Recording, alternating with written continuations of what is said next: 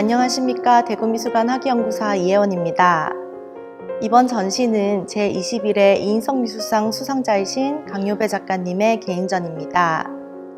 강요배 작가는 제주에서 거주하며 회화를 중심으로 작업해오고 계시는데요.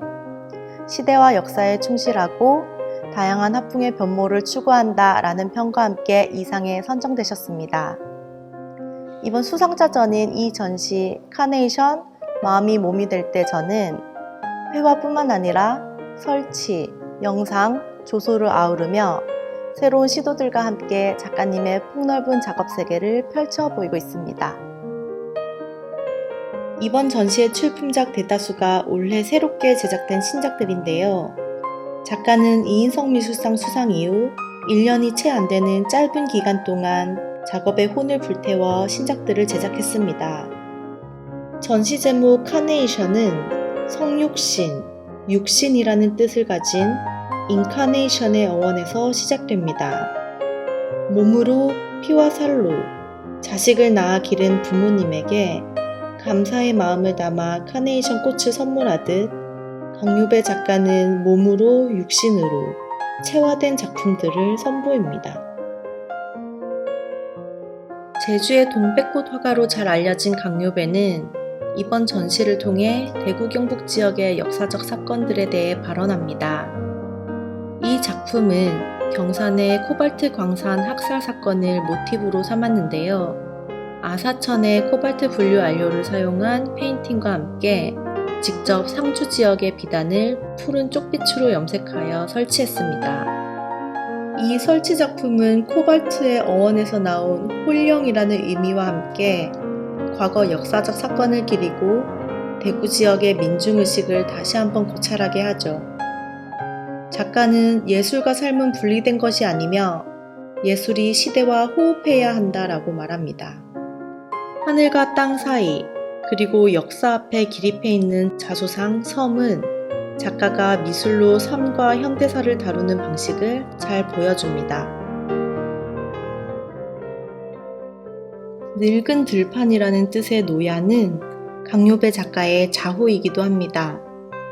한라산을 둘러싼 들판에는 온갖 야생화가 피고 집니다.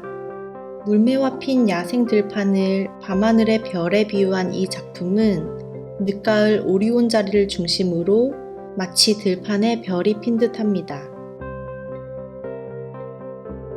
주역 사상 중 뇌수해는 천둥 번개가 치고 우레와 같은 비가 내리면 고통스러운 일이 씻겨나가고 모든 일이 시원스럽게 풀리는 것을 뜻하는 괴입니다. 우레 비치는 풍광은 굉장히 어둡고 무거우나 이 또한 지나고 나면 모두 잘 해결될 거라는 기대감이 생깁니다. 주역의 64개 중 지상겸은 낮은 땅 아래에 높은 산이 있는 형상으로 자신을 알고 겸손하게 행하면 모든 것이 형통한다는 뜻을 가지고 있습니다. 이 작품은 작가가 우도 옆 비양도를 산 위에서 내려다본 모습을 그린 것입니다. 우리는 때로 높은 산에 올라가 산을 바라보면 마치 내 발 아래에 있는 듯한 착각을 하기도 합니다. 이때 그 또한 높은 산임을 자각하고 나를 낮추어 바라봐야 한다는 겸손과 겸허를 말하고 있습니다. 이 작품은 2020년 태풍 바비가 상륙했을 당시의 풍경을 표현했습니다. 날씨에 따라 시시각각 다채롭게 변화하는 제주의 모습들은 때로는 찬란하고 때로는 공포감을 주기도 합니다. 이 작품은 특정 장소와 상황을 표현하지만 형상에만 집중하진 않습니다. 작가의 내면에서 숙성되어 발현된 비정형의 풍경에서는 대자연의 숭고미를 느끼게 합니다. 강요배 작가는 이번 개인전에서 고 이인성 화백의 작품을 오마주한 신작들을 선보입니다. 이인성 화백은 일제 통치하에 급격하게 몰려든 근대화의 물살 속에서 서양 미술 사조를 마주해야 했는데요. 가을 어느 날과 경주의 산꼭에서라는 명작을 통해 우리 민족주의 의식과 작가 고유의 향토색을 표현했습니다. 이 두 작품을 오마주한 강요배 작가는 1946년 10월 1일 대구구청 앞의 여성과 어린아이들, 그리고 고뇌하는 작가 본인의 모습을 차용하여 제1세대 민중미술가로서의 면모를 보여줍니다. 과거의 이인성과 현재의 강요배가 가지고 있는 민중의식을 함께 살펴보며 우리의 역사적 사건들을 재고하고 시대의 아픔에 다시 한번 공감하는 기회가 되길 바랍니다. 강요배 작가는 1998년 북한 지역과 금강산을 답사한 적이 있었는데요. 당시 수많은 드로잉과 스케치를 남겼습니다. 더불어 기행의 사진과 스케치를 영감 삼아 이후 금강산 풍경을 담은 캔버스 작품들을 제작했죠. 그중 구룡폭은 강원도 금강산 온정리 서쪽 옥류계곡의 최상류에 있는 폭포입니다.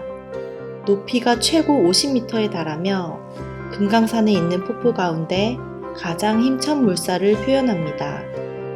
또한 중향성은 금강산 내금강의 영랑봉 동남쪽을 둘러싸고 있는 하얀 바위성입니다. 가장 가까운 곳이지만 우리가 쉽게 닿을 수 없는 곳. 작가는 금강산의 웅장한 기운을 서양화 기법과 전통 산수 형식을 융화시킨 듯한 묘사로 표현했습니다.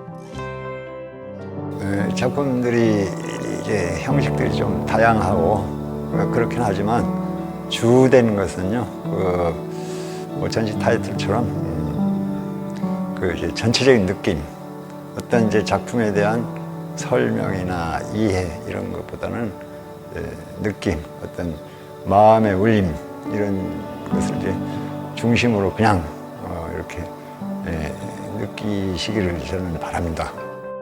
작가는 초등학생 시절 그린 크레파스화부터 대학 시절 제작한 작업까지 본인의 습작들을 현재까지도 간직해오며 그것이 강요배 작가를 만든 밑거름이라 이야기합니다.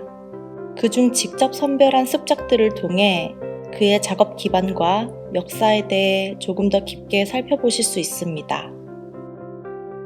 강요배 작가는 1976년 제주 대호다방 각전을 시작으로 현재까지 약 23회의 개인전을 가져왔습니다.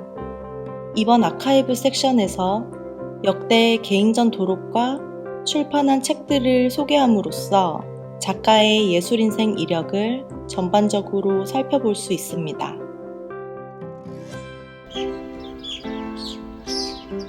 이 전시실은 자연에 가득 찬 공간으로 구성됩니다. 약 16m에 달하는 화폭에 광활한 대자연을 담은 작품 수풍교향. 이는 자연의 변화무쌍한 움직임을 담은 한 폭의 파노라마 회화입니다. 한눈에 담을 수 없는 작품을 좌에서 우로 훑어보고 있노라면 우리의 공감각을 자극하여 마치 물과 바람의 소리가 들리는 듯합니다. 이는 실제 자연의 소리와 움직임을 포착한 영상 작업인 강요배의 소리 풍경에서도 이어지는데요. 전시실 창밖의 실제 자연과 화폭 위의 모습, 그리고 영상 속 자연의 소리가 어우러져 한 곡의 교향곡을 연주합니다.